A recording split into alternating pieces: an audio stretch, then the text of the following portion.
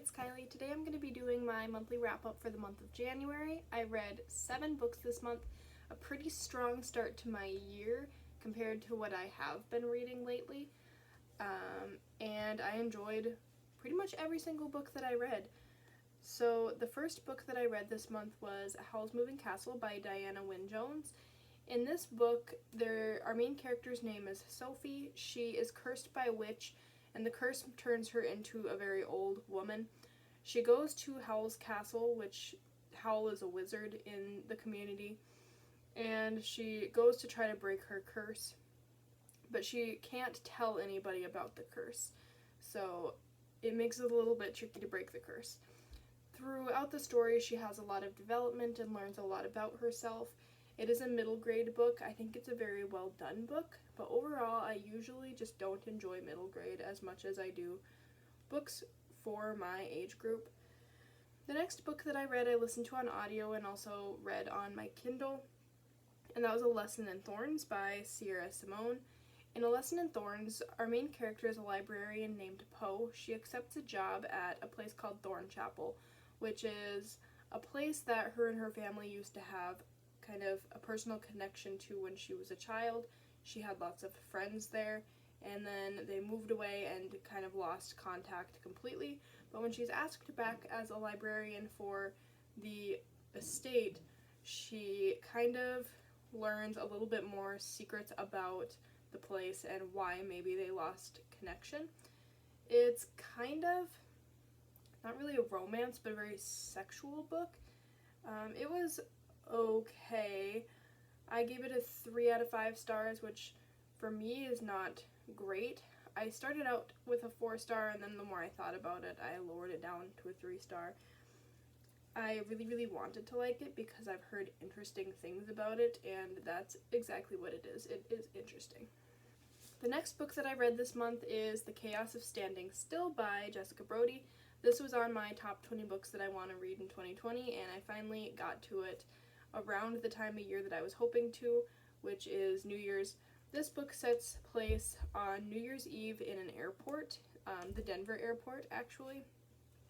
Our main character, Rin, literally runs into a boy at the airport, and they accidentally switch phones because they have the same exact case on them, so they pick up the wrong phone and obviously end up meeting up again so that they can get their phones returned.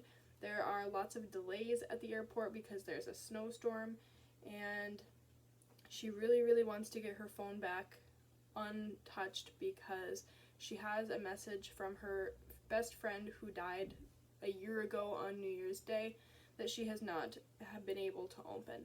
So she needs to get to her phone before somebody else opens it for her and takes away the last words from her best friend. Despite the heavy subject matter, the book actually is a pretty light-hearted book for the majority of it. It's kind of how Rin learns to get past the death of her best friend that she's been holding on to for an entire year, and how she learns to become a person without her best friend. I gave The Chaos of Standing Still 5 out of 5 stars. I really enjoyed it. I enjoyed the grieving process, and I also really liked the relationship that is present throughout the book. The next book that I read this month I also gave 5 out of 5 stars, and that was Tequila Kingdom by Alexander Christo. This book, I didn't even know if I really wanted to read it for a long time. I didn't really have any intention of reading it.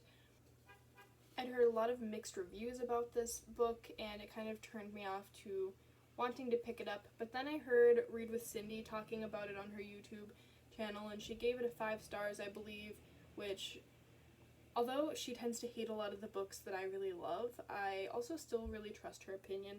So I read this one, and I really loved it.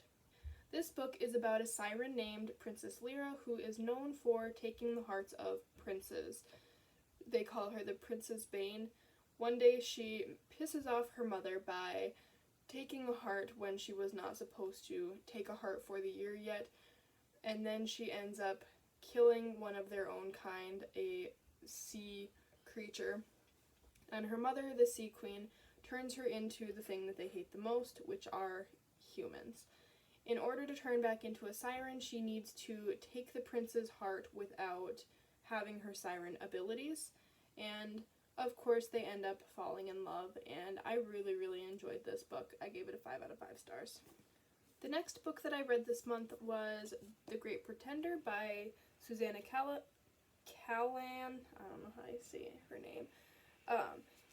I am a psychology major. If you didn't know, this book is about a psychology experiment where a man named David Rosenhan gets a bunch of pseudo patients and gets them to go into mental institutions to basically try to uncover what's happening in mental institutions in the 70s. He gives them all things to say that will give them the diagnosis of schizophrenia in most cases, and then he writes about their experiences in the mental institutions. But our author, Susanna, kind of uncovers some inconsistencies within his study that he kind of kept a secret. She tries to track down all the pseudo-patients and talk to them about what their experiences were really like. He seems to have cut out pieces of information that don't go with what he wants his experiment to show. And it was just a really interesting read for me personally, being that I am a psychology major and very interested in anything psychology based. I gave this one a 4 out of 5 stars. The next book that I read this month is Mistborn by Brandon Sanderson.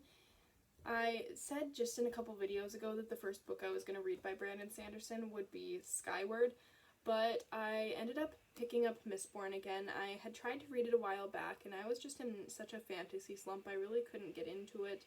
So I picked up the audiobook this time, and I ended up switching back and forth between the audiobook and the physical book, and I ended up really loving this book. I gave it 5 out of 5 stars.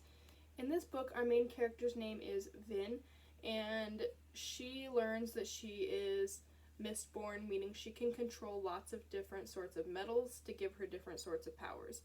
Only a Mistborn can use every single metal to acquire a different power.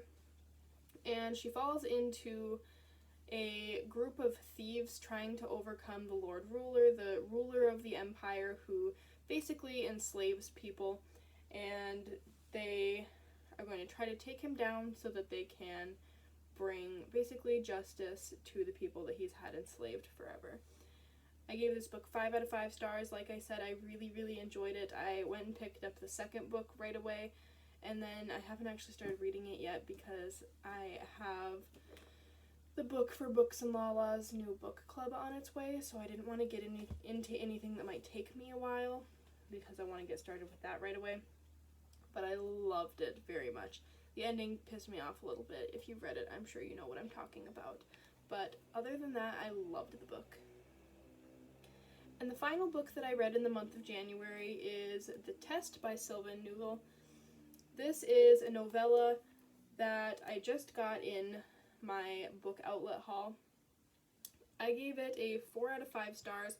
There's not a lot that I can tell you about this book. Basically, there's a man named Edir, and he is taking the British citizenship test to try to become a citizen of Britain. If you don't know what a citizenship test is about, it's just lots of basically irrelevant seeming questions to show what you know about the country you're trying to become a citizen of. But something strange happens while he's taking the test that kind of changes the whole aspect of the story.